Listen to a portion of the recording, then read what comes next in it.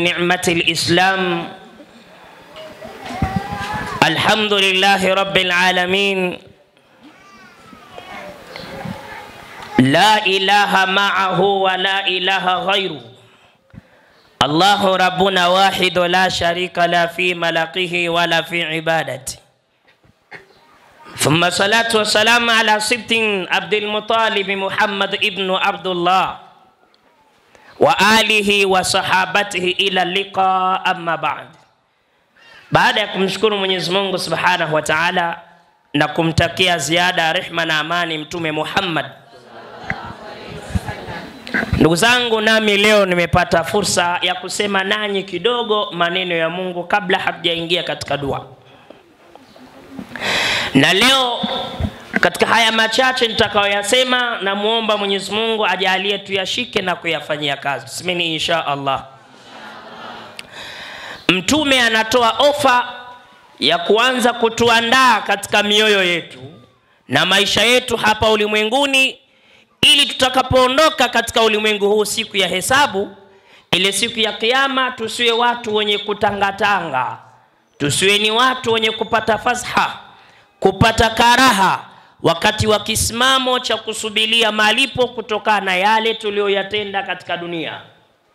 Mtume anasema sab'atu yudhilluhumullahu yawma la dhilla illa dhilluhu. Watu wa aina saba Mwenyezi Mungu Subhanahu wa Ta'ala atawapa zawadi ya kuwafunika na kivuli ambacho hakuna yoyote atakayefunikwa isipokuwa ni yule atakayechaguliwa kwa shani ya Mwenyezi Mungu Subhanahu wa Ta'ala. Tumuombe Mungu atujalie mimi na wewe tuwe ni miongoni mwa watu hao. Tusemeni amin. Tusemeni amin. Amin. Lakini watu hao ni watu gani na ni kwa nini Mtume aliwataja?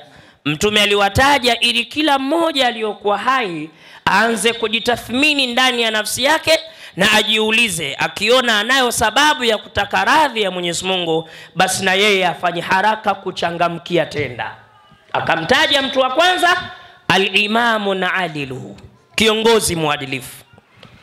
Kiongozi ni kiongozi tu, awe kiongozi wa serikali ni kiongozi, awe kiongozi wa familia ni kiongozi, awe kiongozi wa mtaa ni kiongozi. Maana yake baba ni kiongozi katika familia, mama ni kiongozi katika familia.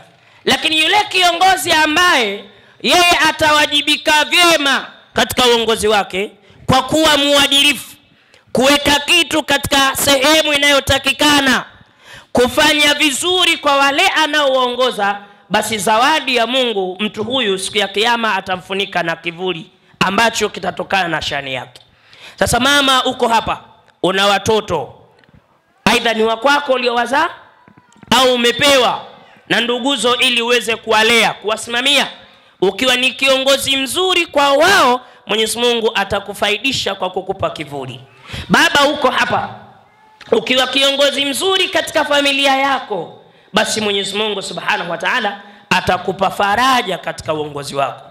Saidna Umar radhiallahu anhu, yeye alipofika wakati wa ukhalifa wake baada ya kuondoka Mtume Muhammad sallallahu alaihi wasallam, Saidna Umar alipata nafasi ya kuwaongoza Waislamu akiwa kama kiongozi mkuu. Katika miongoni mwa desturi kwenye uongozi wake, jambo la kwanza, alitenga muda ya kuwatembelea wale anaowaongoza ili ajue wana matatizo gani, wana shida gani na wana changamoto gani, ili mradi aweze kutafuta nafasi ya kutatua changamoto walizokuwa nazo. Maana yake ni kwamba kama wewe kiongozi uko hapa, baba wa familia, mama wa familia, kiongozi wa mtaa, kiongozi wa serikali, lazima utafute muda uwatembelee wale unaowaongoza, ukae nao ili upate kujua changamoto zao, na kwa changamoto hizo tafuta njia kuweza kutatua. Bahati iliyokuwa mbaya, viongozi wengi leo hii wamejisahau. Si viongozi wa familia tu, bali viongozi katika nyanja tofauti tofauti wanajisahau katika kutekeleza hayo. Mfano, kuna kina baba hapa, mna wake, mmeoa. Nikiwauliza kina mama hapa, ni siku gani katika mwezi uliopita mumeo kishawahi kukaa chini na kukuuliza, hivi mke wangu wewe una changamoto gani na una matatizo gani, unatamani nini kutoka kwangu mimi mmeo? Sijui kama yupo mwanamama anaweza kunyosha kidole akasema mie bwana baba Mwajuma alishawahi kunifuata akanieleza kwamba nina changamoto gani, nina shida gani, ili aweze kunisaidia. Nini kuulizwa changamoto? Wapo waume wameshasahau majukumu yao, hata yale ya kuwatunza wake zao wameshasahau. Mtu anajua kwamba akishampa kula mkewe, akishampa kulala mkewe, basi natosha. Yani mavazi si kitu muhimu, na huu ni utaratibu wa kijinga sana. Mwanamume lazima, miongoni mwa shughuli unazopaswa kufanya, mzee wangu sikiliza vizuri ni lazima umjali mkeo, ndio uongozi uliokuwa bora. Wewe ukijiona baba mabavu tu, huna haja ya kuangalia changamoto ya mkeo, kuangalia shida ya mkeo, kuangalia shida ya watoto wako. Wewe sio kiongozi bora, utakosa radhi ya Allah subhanahu wa ta'ala. Usikalie ubabe tu. Kuna wanaume kazi yenu ni ubabe tu, ubabe usiokuwa na maana. Kuna watoto hawajui kama kuku ana mapaja kwa ubabe wa baba. Huo ni ukweli. Kuna watoto hawajui kwamba kuku ana mapaja, maana baba akisharudi nyumbani tena kama imepikwa wali na kuku, basi mapaja yote anachukua yeye. Mtoto kazi yake kula vichwa tu, yani mpaka siku akienda kwa jirani ndo anajua ala kumbe kuku ana mapaja kwa ubabe wa baba. Kisha songewa ugali tena, mfano watu wa Tabora wapenda ugali, shawekewa ugali, basi ule ugali unakuwa mkubwa, anavua na shati, anakuwa kifua wazi kama dereva anaendesha Fiat. Ile gari ni msukani mkubwa, anakuwa katika mazingira kama haya. Sasa al-imamu na adilu, kiongozi muadilifu, atapata rehma mbele ya Allah kwa kufunikwa na kivuli ambacho wakati watu wanahangaika. Na ukisikia kivuli hicho ni kivuli chenye baraka maalum, kwa sababu siku hiyo hakutokuwa na kivuli kingine. Mungu ataondoa miti, ataondoa kila kitu, dunia itakuwa ni usawa mmoja tu. Kivuli kitakachopatikana ni kile ambacho Mwenyezi Mungu Subhanahu wa Ta'ala anatoa rehma kwa waja wake wema. Sasa Saidina Umar yeye katika uongozi wake alitenga muda wa kutizama na kujua shida na matatizo ya watu anaowaongoza, ili mradi apate kujua matatizo yao namna gani anaweza kufanya ili kuondoa shida. Siku moja katika ziara yake, kwa mbali akamuona mwanamama anapika.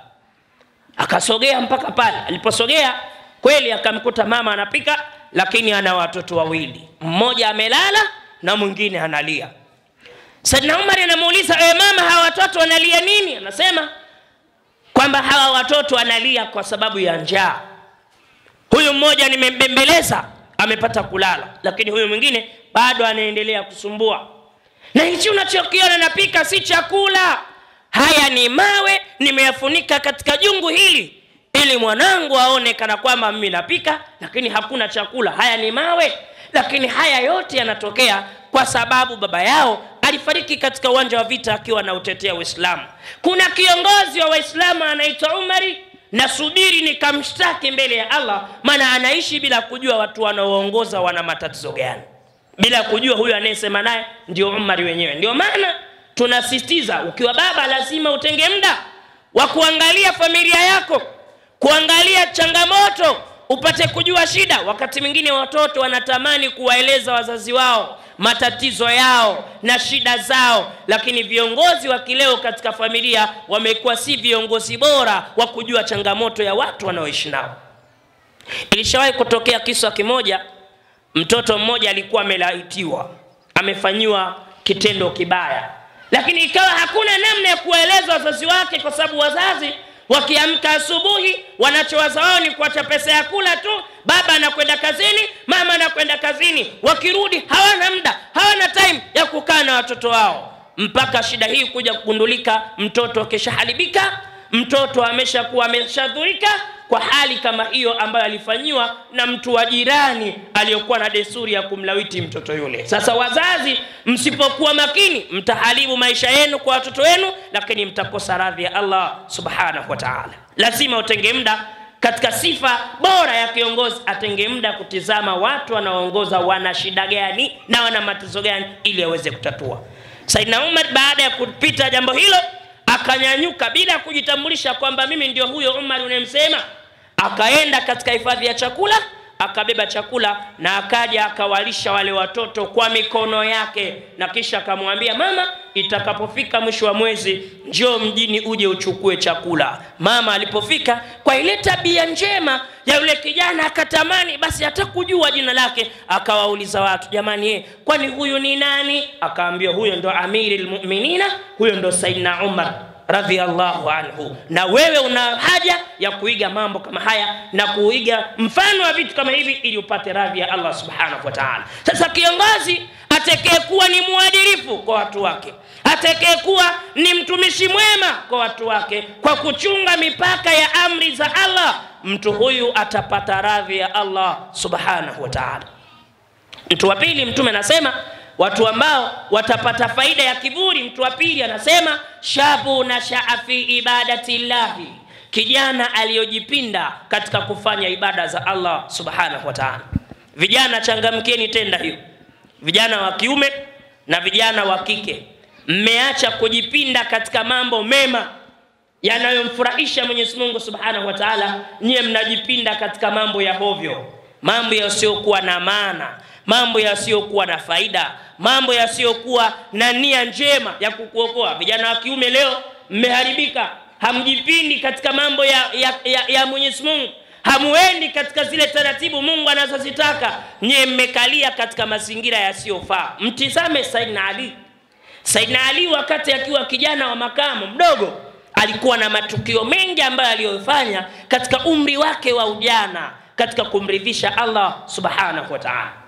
Ilitokea katika vita moja katika bedui akasimama akasema, wewe Muhammad unatangaza nyie mkifa katika uwanja wa vita mnakwenda peponi. Hebu nataka unichagulie mwanaume mmoja miongoni mwa watu wanayekufuata wewe, aje hapa natamani kupigana naye kwanza kabla ya vita ya pamoja. Saidina Ali anaangalia yule mtu anamtukana Allah na mtume wake, akachukia sana. Akamwambia mtume, ya Rasulullah, ewe mtume wa Allah, niruhusu mie niende nikapigane naye, huyu anadhalilisha dini ya Allah. Lakini mtume akimtizama Ali anamuona kijana mdogo maskini ya Mungu, na yule mtu ana sifa kubwa katika vita, ni mtu jabbar, ana nguvu. Akamwambia Ali, hapana, usiende.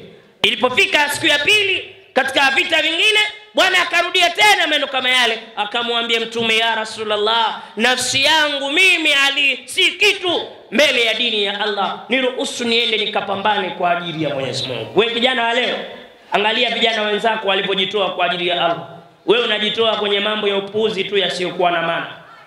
Maana vijana wa kileo kujitoa kwenye mambo ya Mungu, kufanya hizi harakati za Kiislamu kidini, inaonekana kana kwamba ni ushamba vile.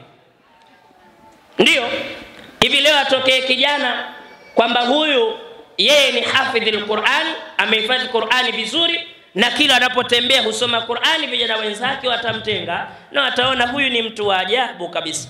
Lakini kijana akiwa kazi yake kuporomosha mistari isiyokuwa na maana, tena mambo mengine ya kipuuzi. Nishawahi kumuona kijana mmoja mpuuzi kakaa na wenzake wanamshangilia, anaimba mashairi yenyewe hayana maana yoyote, 1 2 3 na ruka kama chatu, 4 5 6 mvua za masika, 7 8 9 mimi ninatisha, 10 naongeza najua mtageza. Wapuuzi wenzake anawaambia, kamua baba, kamua baba.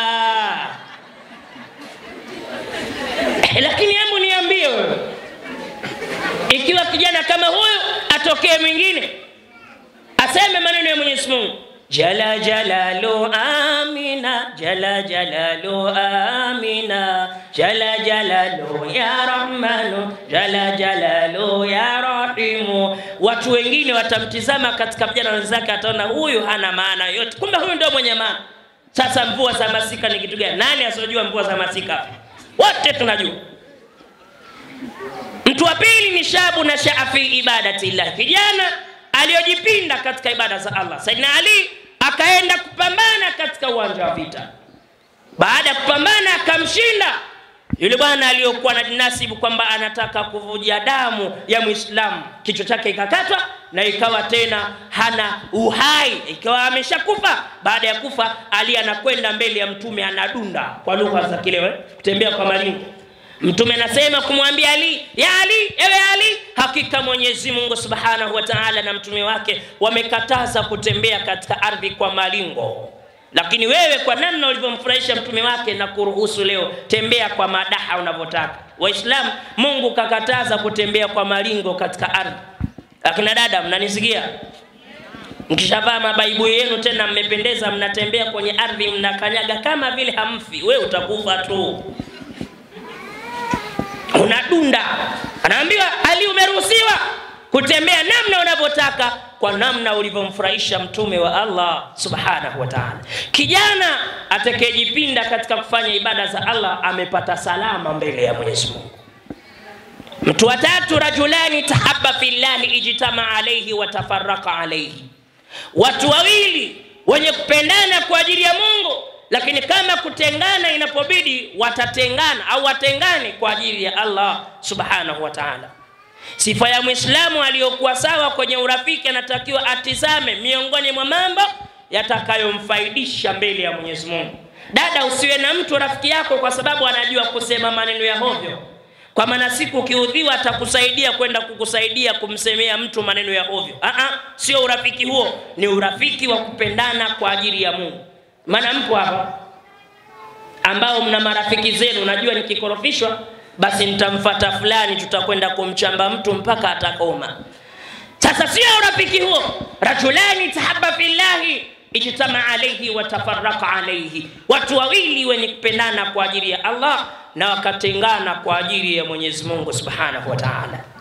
Mtu wa nne, mtume anasema watu watakayopata faida siku ya kiyama kufunikwa na kiburi. Mtu wa nne anasema rajulu qalbuhu muallaq bil masajid. Mtu ambaye moyo wake umefungamana na misikiti, akisikia adhana roho yake haina amani mpaka amehakikisha ametekeleza ibada ya swala. Akienda msikitini akisikia msikiti una shida, yuko tayari kujitoa kwa ajili ya Mwenyezi Mungu. Akiona nyumba ya Mwenyezi Mungu kuna tatizo, anakuwa mstari wa mbele kufanya kazi ya Allah. Lakini leo uko wapi Uislamu wa namna hii, wa watu kupenda dini ya Mwenyezi Mungu? Leo watu tumekalia kupenda mambo ya hovyo. Watu tunapenda mipira, watu tunapenda mambo ya anasa, watu tunapenda mambo ya hovyo ambayo hayana maana yoyote katika maisha haya. Maisha tunachagulia sio kupenda dini ya Mwenyezi Mungu Subhanahu wa Ta'ala. Tumekaa kupenda mipira na vitu vingine. Na ugonjwa wa mpira umekuwa ni hatari sana katika maisha ya watu, hasa Waislamu wa kileo. Mpira umewachukua kweli kweli. Yaani mtu yuko radhi hata kuchelewa kuswali kwa sababu ya mpira. Mtu yuko tayari hata adhana inaadhiniwa yeye hana habari kwa sababu ya mpira. Kweli penda mpira unavyotaka, lakini usisahau dini ya Allah. Penda dini ya Allah kuliko mpira. Leo sio wanaume, sio wanawake, wote wamegubikwa na mapenzi mabaya kabisa ya mpira. Nishawahi kuambia watu, siku moja nimeshuhudia kituko kwa mtu mmoja, tena yeye ni imamu msikitini, ni imamu msaidizi, alichelewa kidogo kuswali. Imamu mmoja Rufiji yuko kwa Ndengereko kwa kina Alhaji Dr. Suli. Mefika pale, yeye ni mpenzi sana wa timu moja, rangi yao wanavaa rangi nyekundu, sijui rangi gani. Lakini sasa baada ya kuwa ni mpenzi sana wa mpira, ikatokea anaswalisha, yuko nyumbani kwake anaswali, lakini kafungulia radio kidogo kwa sauti ya mbali, kaweka anasikiliza huko anaswali. Ndio ujue mapenzi ya mpira ni mabaya. Sasa amekwenda raka ya kwanza, Allahu Akbar, vizuri. Ile ya pili yupo katika rukuu, anasikia kule. Anasikia kitu gani? Mshajua kwamba anasikia nini? Anasikia kapombe. Bwana Sheikh asahau kusema sami Allahu liman hamida, akasema kapombe hilo.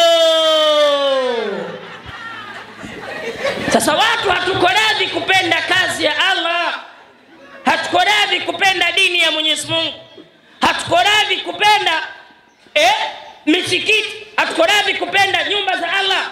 Tuko tayari kupenda vitu vya ovyo. Na ndio maana ufika wakati watu, mpaka inafika wakati mtu katika utu uzima hajui hata taratibu za Kiislamu zikoje. Wala si ajabu Kumuona mtu anachinja kuku anasema na waitu rafa janaba, ndo anamchinja kuku. Kwa nini? Huyu amependa mambo ya hovyo tu, hakufuatilia mambo ya dini, hakufuatilia mambo ya maana. Sasa rajul qalbuhu muallaq bil masajid, mtu ambaye moyo wake umefungamana na misikiti. Leo kuna watu wanaswali wakishaota wanakufa. Mtu akiota anakufa ndo anaingia msikitini kwenda kuswali.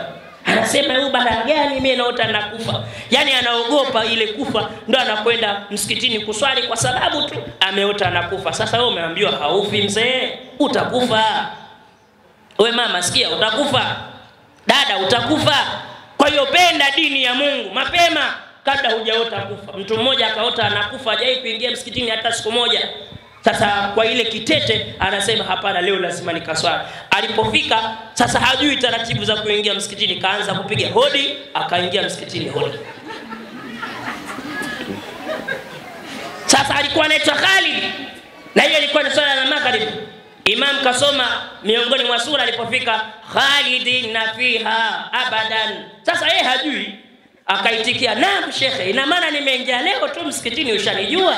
Kweli wewe shehe ni noma. Sasa rajul qalbuhu muallaq bil masajid, mtu ambaye moyo wake umefungamana na misikiti na nyumba ya Mwenyezi Mungu na dini ya Mwenyezi Mungu kwa ujumla, mtu huyu amepata faida mbele ya Allah na atafunikwa na kivuli kitukufu mbele ya Mwenyezi Mungu Subhanahu wa Ta'ala. Mtu wa sita, mtu wa tano, Mtume anasema ni kijana alioitwa na mwanamke mrembo mzuri, ametimia. Ukimwangalia unasema yeye fatabarakallahu ahsanul khaliqin, ametakasika Mwenyezi Mungu mbora wa kuumba. Ukimwangalia mwanamke anakupendezesha kwenye kila idara.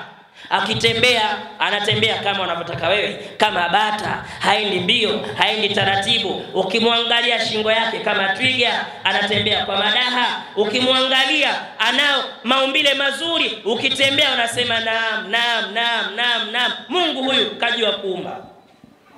Amekuita kwa ajili ya kufanya machafu, lakini ukasema inni akhafullah, mimi namuogopa Mwenyezi Mungu, siwezi kutenda machafu haya. Kijana ukibahatika kusema hayo na kufanya hayo kwa mtu atakayekutaka katika njia isiyokuwa sawa, umepata radhi ya Allah Subhanahu wa Ta'ala. Lakini ni kijana gani anaweza kufanya hayo? Na akitokea mtu kafanya hivyo, wenzake watamwambia mahindi umuotea mtu asiyokuwa na meno. Tasema nafasi ya dhahabu haijirudii mara mbili. Yani kijana aitwa na mwanamke, hiyo ngoma haijapigwa anacheza. Sasa sikwambii ikipigwa itakuwaje?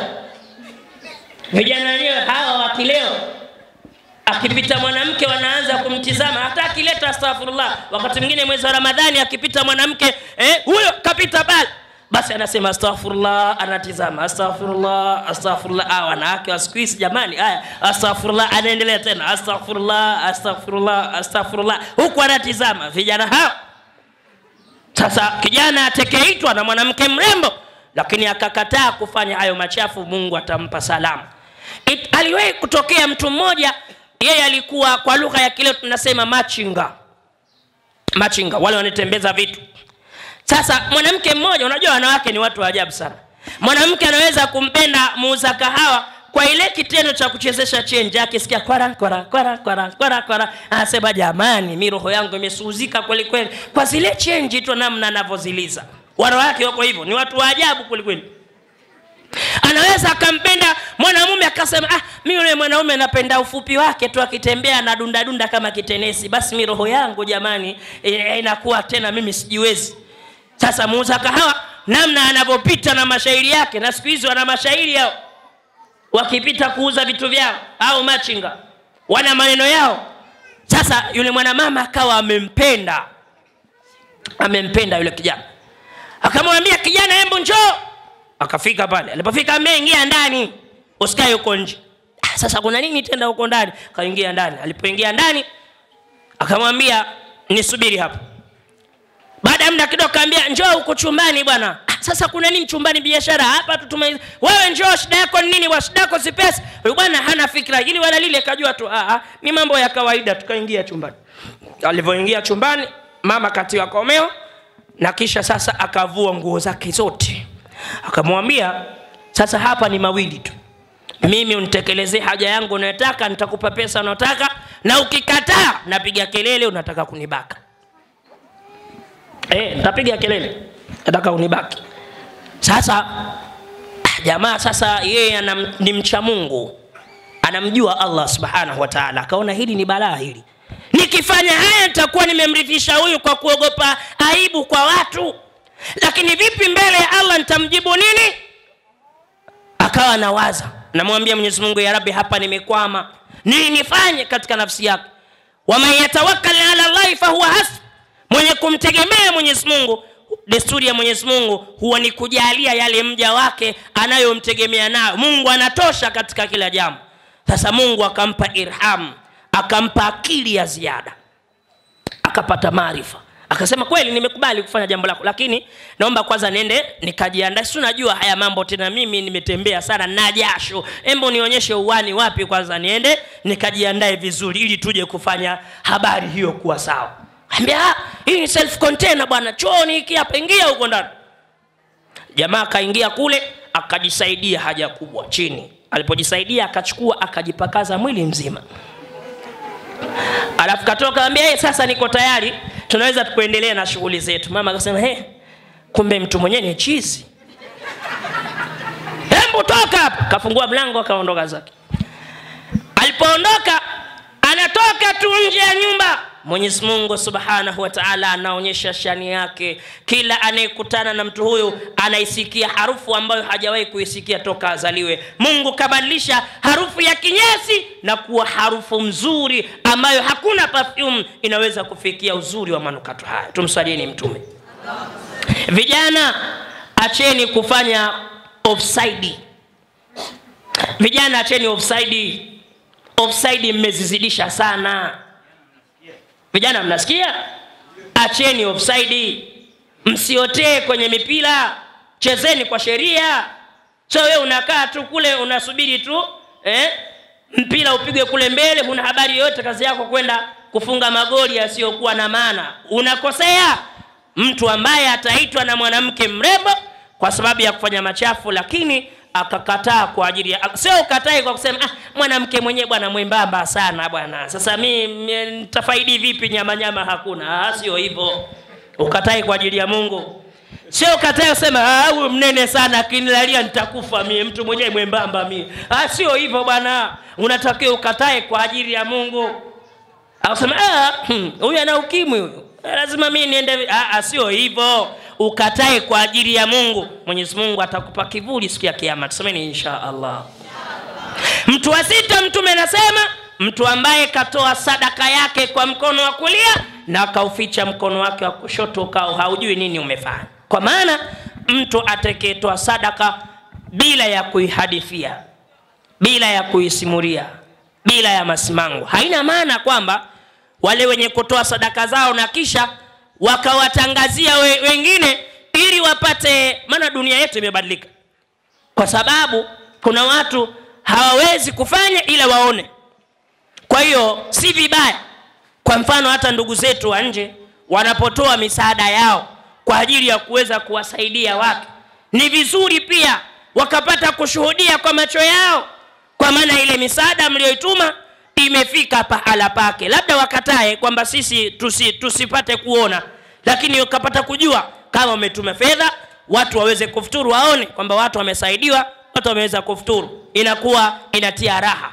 Lakini pia yule atakayetoa sadaka akawa tena sio sadaka yake au msaada wake wa masimango, yani kwa mfano kilichokatazwa hapa ni kwamba wewe leo umemsaidia mwenzako, baada ya kumsaidia sasa unatangaza Mama Mwajuma bila mimi siku ya jana angekufa njaa na watoto wake. Kwani sikaja jana akaniomba 1500 bwana? Sasa hiyo haifai. Natakiwa utoe sadaka, lakini sadaka yako isiwe ni maonyesho na wala isiwe masimango kwa wenzako. Kuna watu mkiwasaidia wenzenu tena inakuwa hawana utamsimanga huyo, chochote atakachokisema huyu naye na ndio maana namsaidiaga, huyu naye hiyo haifai. Sasa unatakiwa utoe sadaka lakini isiwe na masimango.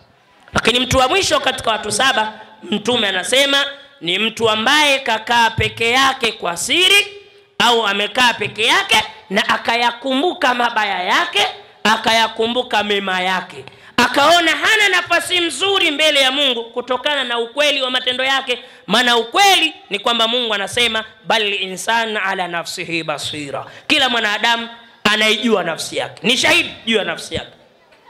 Dada uliokaa hapa, mama uliokaa hapa, kaka uliokaa hapa, mzee uliokaa hapa, wewe unajijua. Yani ukiamua mwenyewe kujichunguza unajua mimi ni kuni. Unajijua kwa sababu wewe ni mwanga, wewe ni mchawi, wewe ni mshirikina.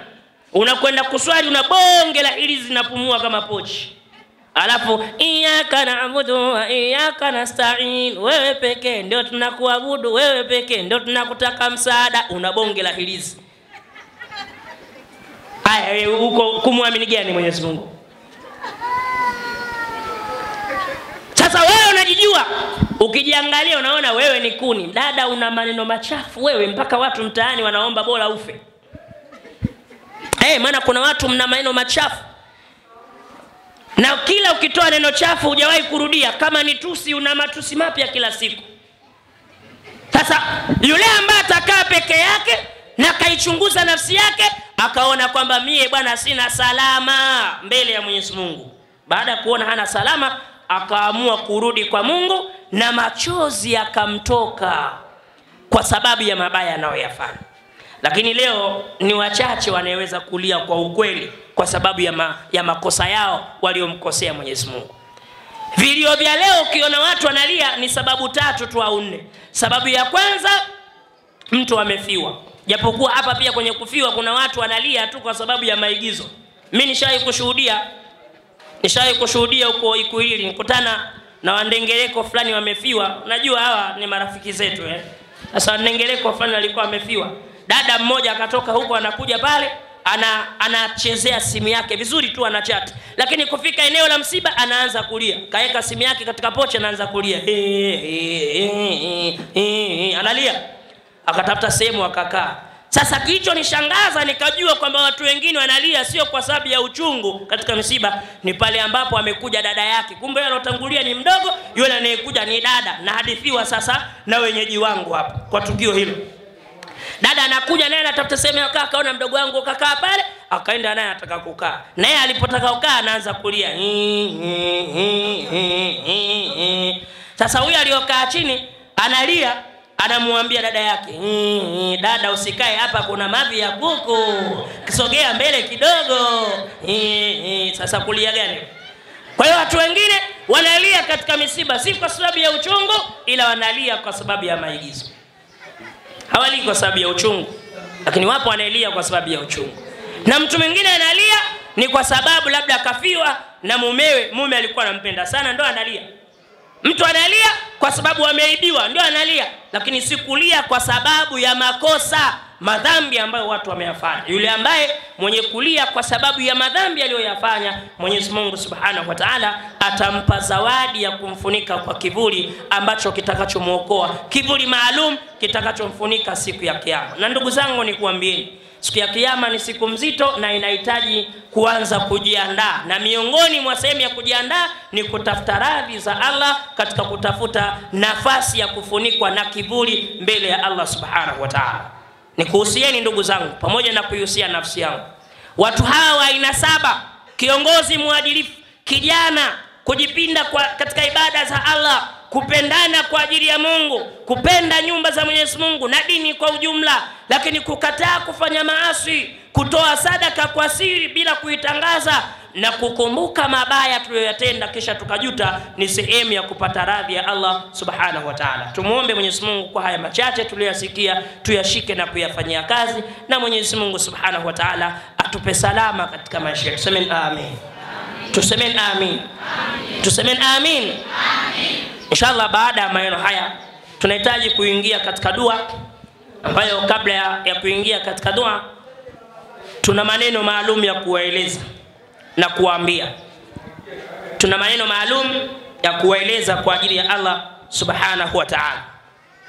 Tunayo mambo ya kueleza ili Mwenyezi Mungu Subhanahu wa Ta'ala atufanyie pesi katika haya ambayo tunataka kuyafanya. Ndugu zangu, haya sasa nataka niyazungumze kwa umuhimu katika dua. Nataka nizungumze umuhimu katika dua. umuhimu wa kumuomba Mwenyezi Mungu Subhanahu wa Ta'ala. Katika Qur'ani Mwenyezi Mungu ameteremsha maneno mengi sana, lakini miongoni mwa maneno hayo kuna aya 4 Mwenyezi Mungu amezileta na amezitaja zikiwa na ahadi ya Mwenyezi Mungu Subhanahu wa Ta'ala. Na ahadi ya Mungu haiwezi kufanana na ahadi ya kwangu mimi na wewe. Ahadi ya Mungu ni ya ukweli. Ahadi ya Mungu ni ya ukweli katika maisha ya mwanadamu. Aya ya kwanza nitaisoma kwa haraka. Mwenyezi Mungu anasema katika sura ya 2, fadhkuruni adhkurkum, nitajeni nami nitawataja. Washkuru li wala takfuruni, na mnishukuru wala msinikufuru. Hii ni aya ambayo Mungu ameileta, ina ahadi maalum. Ahadi ya kwanza Mungu anasema ikiwa tutamtaja Mwenyezi Mungu na Mungu atatutaja. Kumtaja Mwenyezi Mungu ni nini? Kuna njia nyingi ya kumtaja Mwenyezi Mungu. Ukitaja yale majina yake 99, moja katika hayo umemtaja Mwenyezi Mungu. Tunayajua. Wallahu alladhi la ilaha illa huwa arrahmanur rahim almalikul quddus salamul mu'minul muhaiminul azizul jabbarul mutakabbir, mpaka mwisho. Lakini kuna bahati mbaya watu wengine hawajuagi haya, na ni kwa sababu tu hatuna ile kujipendekeza mbele ya Mwenyezi Mungu. Leo watu wanajua vitu vya hovyo, wanajua wachezaji mipira, wanajua vitu visivyokuwa na maana. Ndio maana leo si ajabu ukamkuta Muislamu kabisa, tena anasema mimi ni Muislamu, lakini ukimuuliza wewe Uislamu una nguzo ngapi, atakuambia tu inategemea na ukubwa wa msikiti. Msikiti ukiwa na nguzo nyingi basi ndio hivyo tena, ukiwa na nguzo chache ndio hivyo tena. Yani hajui kwamba Uislamu ni kitu gani na upoje hajui. Sasa kumtaja Mwenyezi Mungu, sehemu ya kwanza ya kumtaja Mwenyezi Mungu ni kumuita kwa majina yake. Sehemu ya pili ni kwa kuisoma Qur'an. Ukisoma Qur'an utakuwa umemtaja Mwenyezi Mungu Subhanahu wa Ta'ala. Lakini pia ukifanya dua umemtaja Mwenyezi Mungu Subhanahu wa Ta'ala. Ukiomba dua maana yake ni kwamba umemtaja Mwenyezi Mungu Subhanahu wa Ta'ala, kwa sababu dua inayoombwa ni nani? Ni Allah Subhanahu wa Ta'ala. Sasa Mungu anasema ukifanya hayo, moja katika hayo au yote, ahadi yake kwako Mungu atakutaja. Mungu atakutaja kwa kukuita jina, kwamba umemtaja ya Rahman akakuita ya Mwajuma, ya Rahim ya Fatuma. Hapana, Mungu hatakutaja hivyo, ila Mungu atakutaja kwa kuondoa matatizo na dhiki na mabalaa na shida ulizokuwa nazo. Mungu atakutaja katika hali hiyo. Ukiwa unamtaja Mwenyezi Mungu, na Mwenyezi Mungu atakutaja kwa kuondoa matatizo uliokuwa nayo. Lakini bahati mbaya watu hatuna elimu hiyo, hatumtaji Mungu. Kwa hiyo katika sehemu hii ya dua, maana yake ni kwamba hapa tumekuja katika njia ya kufanikiwa kwa mambo yetu, kwa kuwa tumebeba ahadi ya Mungu. Tunataka tumtaje Mungu na Mungu atutaje katika shida zetu. Lakini aya ya pili nitakayosoma ili nimalize mazungumzo yangu, tuingie katika dua. Mwenyezi Mungu anasema la in shakartum la azidannakum, ikiwa mtashukuru basi mtazidishiwa katika yale mnayoshukuru. Desturi ya kukamilika kwa akili ya mwanadamu ni pale atakapokuwa na desturi ya tendo la kushukuru. Kushukuru kunathibitisha utimamu wa akili yako. Ukiwa ni mtu ambaye hauwezi kushukuru, basi wewe haujakamilika katika akili yako. Mwanadamu aliyokamilika katika akili ni yule ambaye mwenye desturi ya kushukuru. Na ndio maana katika msingi wa dini ya Kiislamu, Qur'ani inayotuongoza, Mwenyezi Mungu katika sura ya kwanza, suratul Fatiha, baada ya bismillahir rahmanir rahim amesema alhamdulillahi rabbil alamin, kuthibitisha kwamba Uislamu unaenda sawa na neno shukurani. Kwa hiyo desturi ya kushukuru ni kwamba utazidishiwa katika yale unayoyataka. Nitoe mfano wa mwisho. Ikiwa baba umeoa, umechukua zawadi ya pipi, umempelekea mkeo, ukamwambia mke wangu nimekuletea zawadi ya pipi. Mke kaipokea kwa bashasha, akafurahi. Mme wangu baba Kibena, baba Kitumbua, siku ya leo umenikosha kweli kweli. Yani leo umenikumbusha utotoni nilipokuwa napenda pipi ya kijiti. Leo umenikumbusha, hakika mme wangu umenifurahisha. Akafurahia namna hiyo. Siku ya pili baba utajitutumua vile unavyoweza ili upeleke zawadi. Uongo wazee? Uongo. Lakini hebu niambie, mke huyo ukampelekea kanga, kwamba mke nimekuletea zawadi ya kanga, alafu kaichukua akaifunua namna hii, akaitizama akamwambia hivi, katika wanaume wenye akili, naye nao na akili hivi wewe kabisa umejitutumua kuleta zawadi ndio umeleta kanga yenyewe mbaya? Hebu niambie baba, utapeleka zawadi? Huwezi kupeleka zawadi. Kwa nini? Hajashukuru. La in shakartum la azidannakum, ikiwa mtashukuru mtazidishiwa. Mama, shukuru kwa mume uliokuwa naye, hata kama mume mwenyewe ni majanga, ni kama bomu la machozi. Mshukuru Mungu kwa huyo mume wa ovyo aliokujalia. Mwenyezi Mungu atambadilisha, atakuwa ni wa salama. Kwa haya machache niseme wabillahi tawfik. Wassalamu alaikum wa rahmatullahi wa barakatuh. Wa alaikum assalam wa rahmatullahi wa barakatuh.